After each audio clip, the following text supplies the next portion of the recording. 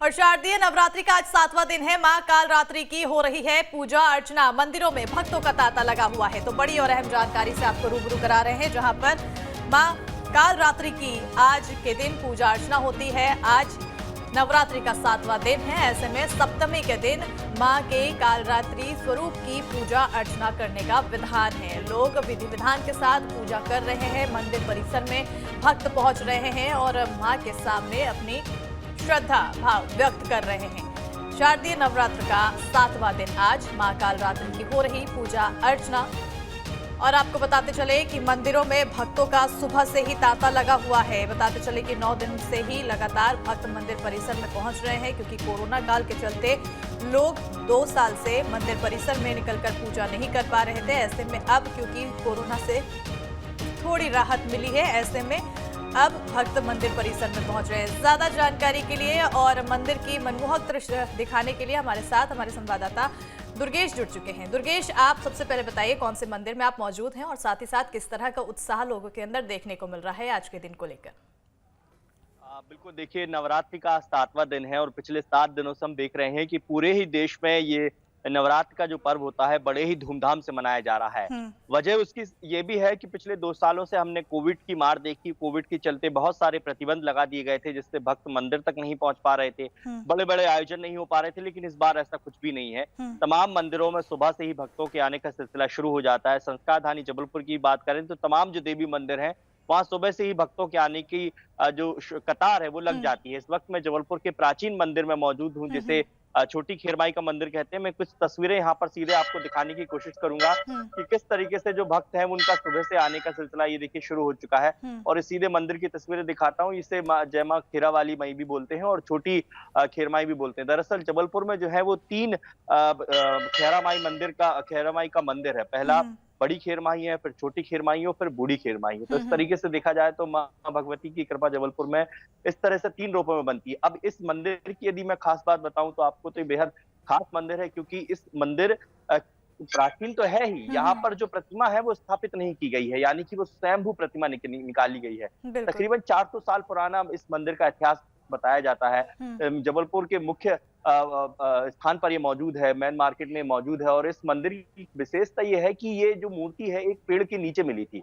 और जब इस मंदिर का निर्माण किया गया तो इस बात का विशेष ध्यान रखा गया कि पेड़ को किसी भी तरह का नुकसान ना पहुंचे। तो ये आप तस्वीरें यहाँ पर देख रहे होंगे कि एक पेड़ की जो वो तना है वो ऊपर तक निकला हुआ है और उस मंदिर की पूरी डिजाइन ही इस तरह से की गई है कि ताकि ना कि पेड़ को क्षति पहुंचे और ना ही मां भगवती की प्रतिमा को। तो यहाँ पर आप देख सकते हैं कि सुबह से ही भक्तों के आने का सिलसिला शुरू हो गया है। यहाँ पर आप मां भगवती को जल अर्पित करते हुए लोगों को देख सकते हैं, आरती उतारते देख सकते हैं, क्योंकि ये जो क्रम है ये पिछले 7 दिनों से लगातार जारी है और आज भी ये जारी रहेगा। 3 दिन और बचे हैं। आज सप्तमी है, पर कल अष्टमी है जो बेहद महत्वपूर्ण दिन माना जाता है, फिर नौमी है।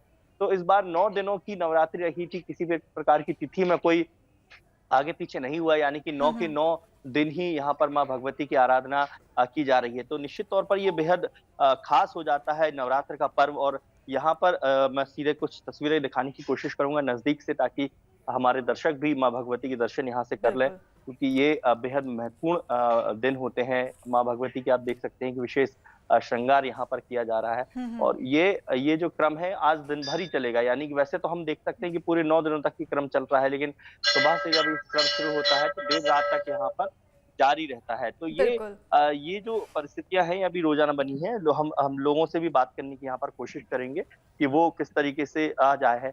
मैम, आप यहाँ पर पूजा करने आई हैं, क्या महत्व है इस मंदिर का और क्या कहना चाहेंगी? ये बहुत प्राचीन मंदिर हैगा और ये इसका बहुत महत्व है। मैं करीब यहाँ 15-20 सालों से आ रही हूँ। रोज सुबह आ जाती हूँ जल चढ़ाने के लिए और बहुत अच्छा लगता है। यहाँ पे मन को एकदम शांति मिलती है यहाँ पर आओ तो, और मनोकामनाएं भी पूरी होती है यहाँ पे। नवरात्रि के लिए मैंने पूरे 9 दिन का उपवास रखा है। मैं बिना नमक के और बिना पानी के रखती हूँ ये उपवास, और घर में भी दीप जलाती हूँ 9 दिनों के लिए। अखंड ज्योत जलती है मेरे।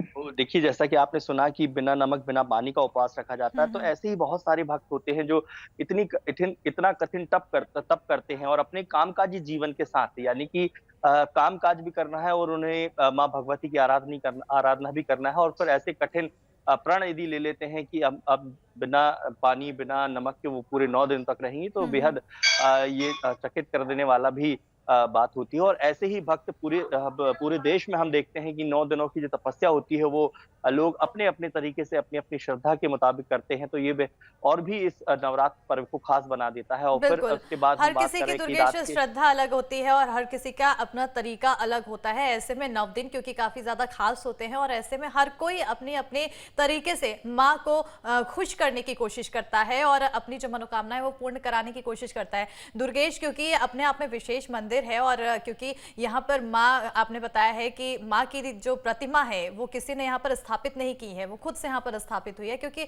अब ऐसे में जाहिर तौर पर ये खास मंदिर अपने आप में हो जाता है।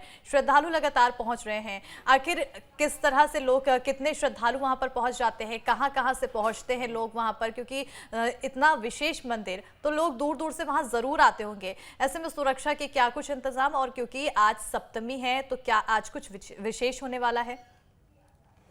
निश्चित तौर पर देखिए, माँ भगवती के दर्शन करने के लिए यहाँ से दूर-दूर से भक्त आते हैं। सुरक्षा के पुख्ता इंतजाम किए गए हैं। सुबह का वक्त है, अभी भक्तों के इस आने का सिलसिला शुरू हो गया है, लेकिन ये तो तय मान के चलिए कि जिस तरीके से मंदिर की जो विशेषता है, यही बात है कि यहाँ पर लोग दौड़े चले आते हैं। क्योंकि यहाँ मैं सीधे तस्वीरें आपको दिखाऊंगा कि किस तरीके से अब देखिए थोड़ी सी भीड़ कम हुई है यहाँ पर भक्तों की, तो आपको स्पष्ट तौर पर यहाँ पर माँ भगवती के दर्शन करने के लिए मिल जाएंगे। बहुत छोटी सी प्रतिमा है, लेकिन कहा जाता है कि ये स्वयंभू यहाँ प्रतिमा है और यहाँ आकर जो भक्त अपनी मनोकामना मांगता है वो जरूर पूर्ण होती है। और जैसा कि मैंने जिक्र किया था कि ये मंदिर इसलिए खास हो जाता है क्योंकि इसमें प्रकृति का एक अद्भुत रूप यहाँ पर दिखाई देता है। ये देखिए, अब मैं थोड़ा सा पीछे तरफ जाऊंगा मंदिर की, तो यहाँ पर आप कोशिश करेंगे देखने की, तो ये देखिए, ये पेड़ का बड़ा मोटा तना यहाँ पर निकला हुआ है और यही स्थिति पूरे मंदिर के चारों तरफ ही ये देख सकते हैं। तो यही एक विशेषता है इस मंदिर की कि जो इसे खास बनाती है कि पूरा ये जो परिसर है ये इस तरीके के एक मोटे पेड़ से ही निकला हुआ है और पेड़ के पास ही ये माँ भगवती की प्रतिमा यहाँ पर रखी गई थी।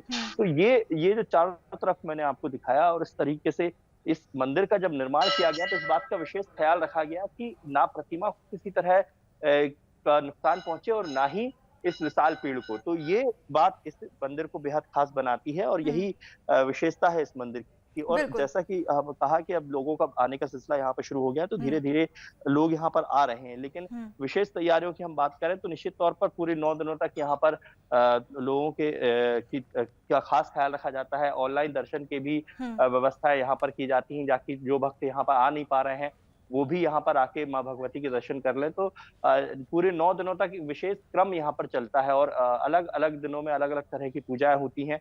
तो आने वाले अभी 3 दिन और बचे हैं। अभी 3 दिन तक और माँ भगवती की इसी तरह से विशेष तौर पर आराधना होती है।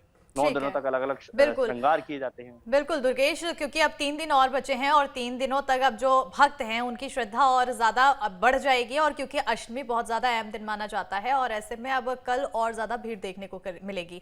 बात अगर जबलपुर की करें तो क्योंकि अब इन 9 दिनों के लिए अलग-अलग आयोजन देखने को मिलते हैं, तो कहीं लोग मंदिर परिसर में पहुंचते हैं, मंदिर में कई अलग-अलग तरह के आयोजन होते हैं, तो इसके अलावा लोग कभी गरबा और डांडिया नाइट्स जैसे आयोजन की भी आयोजन करते हैं। और ऐसे में किस तरह से जबलपुर में नवरात्र को विशेष बनाया गया है, क्या किस तरह का आयोजन किया गया है, कुछ अलग?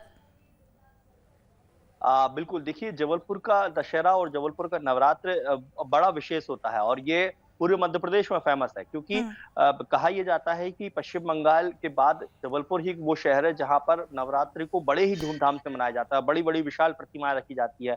महाकाली की प्रतिमाएं रखने का प्रचलन सबसे ज्यादा जबलपुर में है। कहा यही जाता है कि कोलकाता के बाद सबसे ज्यादा अगर कहीं प्रतिमाएं रखी जाती हैं महाकाली की, तो वो जबलपुर ही है। तो इस लिहाज से देखा जाए तो जबलपुर का जो दशहरा होता है, जो नवरात्रि पर्व होता है, ये बेहद खास होता है। जबलपुर में ही दर्जनों ऐसे स्थान है जहाँ गरबे का आयोजन किया जा रहा है, जहाँ डांडी का आयोजन किया जा रहा है। वो बड़ी संख्या में युवा जो लोग हैं वो उन आयोजनों में शामिल होते हैं। तो पूरे 9 दिनों तक का जो माहौल होता है वो पूरी रात हमें देखने को मिलता है, यानी पूरी रात पूरा शहर जो जगमग रहता है। हजारों लाखों की तादाद में लोग मां भगवती की प्रतिमाओं के दर्शन करने आते हैं। बड़ी आकर्षक झांकियां यहाँ पर बनाई गई हैं, सैकड़ों की संख्या में यहाँ पर प्रतिमाएं स्थापित की जाती हैं और उनकी विशालता का प्रतीक यही है कि यहाँ पर 15 से 20 फीट तक ऊंची मां भगवती की प्रतिमाएं रखी जाती हैं। तो हमने पिछले साल देखा था कि पंडालों पर भी कड़े प्रतिबंध लगा दिए गए थे। मूर्तिकारों को सख्त निर्देश दिए गए थे कि आप 6 फीट से ज्यादा की प्रतिमाएं ना बनाएं। तो वो तमाम प्रतिबंधों को तोड़ते हुए इस बार जो है भक्तों में खासा उत्साह रहा है। जो आयोजन करता है, जो समिति होती है, उनमें विशेष उत्साह रहा है।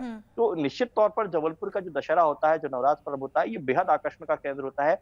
जबलपुर का जो नवरात्र है उसे देखने के लिए पूरे मध्य प्रदेश से लोग यहाँ पर आते हैं। रावण दहन यहाँ पर का विशेष महत्व रखता है। तो ये समझ लीजिए कि पूरे जो नवरात्रि के 9 दिन और फिर दशम, ये बेहद महत्वपूर्ण होते हैं और ऐसा हर्षोल्लास पूरे संस्कार धानी जबलपुर में देखने को मिलता है जैसा किसी और शहर में देखने को नहीं मिलता है। तो ये बेहद खास नवरात्र का दिन यहाँ पर मनाया जाता है। बिल्कुल दुर्गेश, क्योंकि अलग अलग समितियां अलग अलग पंडाल बनाती हैं और साथ ही साथ प्रतिमाएं अलग अलग रखी जाती है और हर किसी की प्रतिमाएं आकर्षक का केंद्र होती है।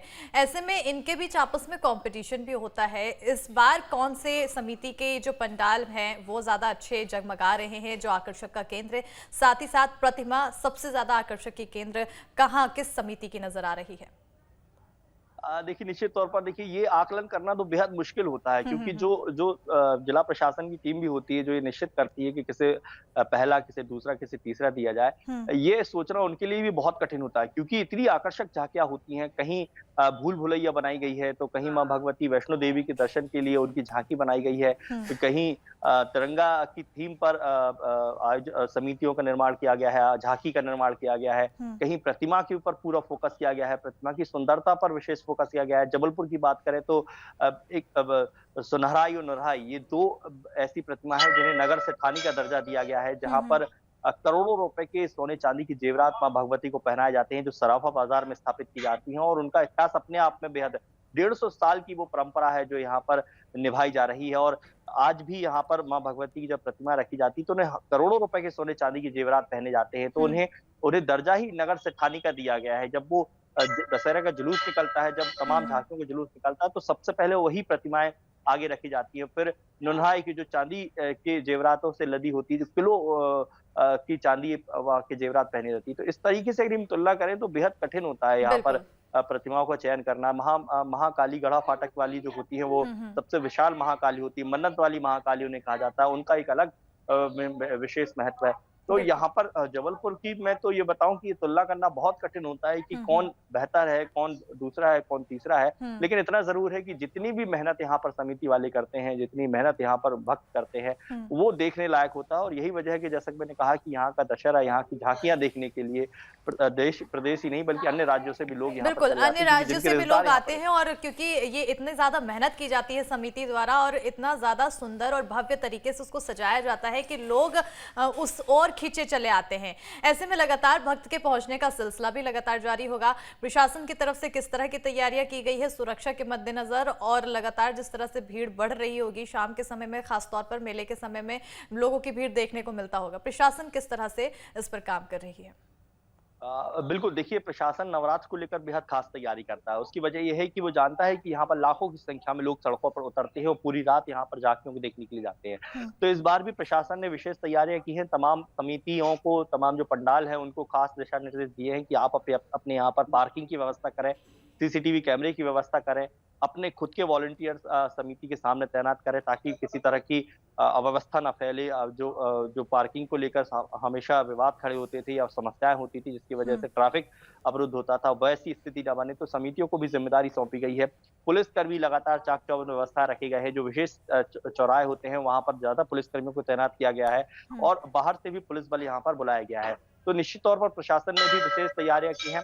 खासकर जो गरबा आयोजक होते हैं उन्हें इस बार विशेष हिदायत दी है। उन्हें कहा गया है कि प्रशासन पूरी तरह से मुस्तैद नजर आ रही है और भक्त भी बढ़ चढ़कर वहां पर हिस्सा लेने के लिए पहुंच रहे हैं। मैं चाहूंगी दुर्गेश एक बार फिर से आप मां के दर्शन कराएं, क्योंकि हमारी टीवी स्क्रीन पर लोग लगातार नजर लगाए बैठे हुए हैं और वो मां के दर्शन करने के लिए इंतजार कर रहे हैं। तो एक बार चाहूंगी कि मां की प्रतिमा बिल्कुल निश्चित तौर पर हम सीधे मां भगवती की प्रतिमा के दर्शन कराने यहाँ पर ले चल रहे हैं, क्योंकि ये विशेष दर्शन होते हैं। और ये जो बात है, जैसा कि हम जिक्र कर रहे थे कि मां भगवती का अलग ही एक स्वरूप यहाँ पर विराजमान है। और जैसा कि ये जैसे हम प्रतिमाएं अक्सर देखते हैं मां भगवती की, और अमूमन हम जितने भी बड़े बड़े मंदिर है, जितने भी जो 52 शक्तिपीठ है या जो हम बाकी विशेष मंदिरों की बात करें, वहां पर अमूमन प्रतिमा के रूप में हमें मां भगवती देखने को नहीं मिलती हैं। खासकर जैसे कि हम वैष्णो देवी की बात करें, वहां पिंडी स्वरूप में माँ भगवती विराजमान है। यहाँ पर यदि हम बात करें तो यहाँ भी एक शिला पर माँ भगवती का चित्र अर्पित किया गया है। तो ये बात इसे विशेष महत्व बनाती है, क्योंकि कहा यह जाता है, इतिहास ये है कि 400 साल पुराने ये मंदिर जब यहाँ पर बंजारे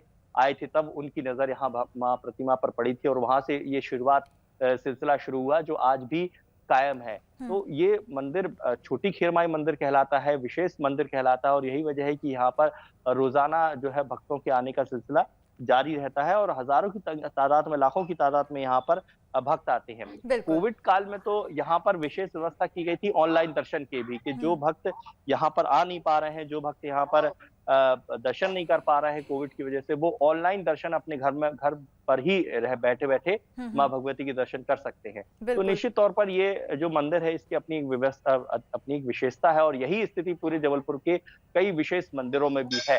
तो आने वाले दिनों में भी अभी यहीं ऐसी भीड़ हमें देखने को मिलेगी, इसमें कोई दो राय नहीं। बिल्कुल। बहरहाल बहुत बहुत शुक्रिया दुर्गेश, तमाम सुंदर तस्वीरें दिखाने के लिए। आपने मंदिर परिसर की तस्वीर दिखाई, मां भगवती की तस्वीर दिखाई, और क्योंकि न्यूज स्टेट मध्य प्रदेश छत्तीसगढ़ हर रोज मंदिर परिसर से सीधा जुड़कर आपको दर्शन कराता है, तो क्योंकि नवरात्र का दिन है, ऐसे में हमारी तरफ से भी पूरी कोशिश है कि आपको ये दिन आपके लिए खास बनाया जाए। बुलेटिन में इसी के साथ फिलहाल इतना ही। नमस्कार।